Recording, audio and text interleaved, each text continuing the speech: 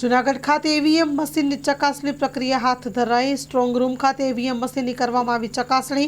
ઉમેદવારોની હાજરીમાં ઈવીએમ મશીનો ચેક કરાયા। ઉમેદવારોએ પણ ઈવીએમ ચકાસણી પ્રક્રિયા દરમિયાન સંતોષ વ્યક્ત કર્યો।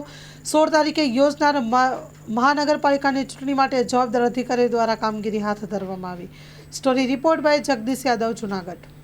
PM પ્રેસથી ARO મહાનગરપાલિકા વોર્ડ નંબર 9 થી 12 આ સમયે આજરોજ ઈવીએમ સ્ટ્રોંગ રૂમને ખોલવામાં આવ્યો ઉમેદવારશ્રીઓની હાજરીમાં, અને ત્યારબાદ ઈવીએમ મશીનોનું જે કમિશનિંગ કરવાનું છે એ કમિશનિંગની પ્રોસેસ આજરોજ ચાલુ કરેલી છે, અને અમારો સ્ટાફ જે છે ઈવીએમનો એને કમિશનિંગ કરી રહ્યું છે।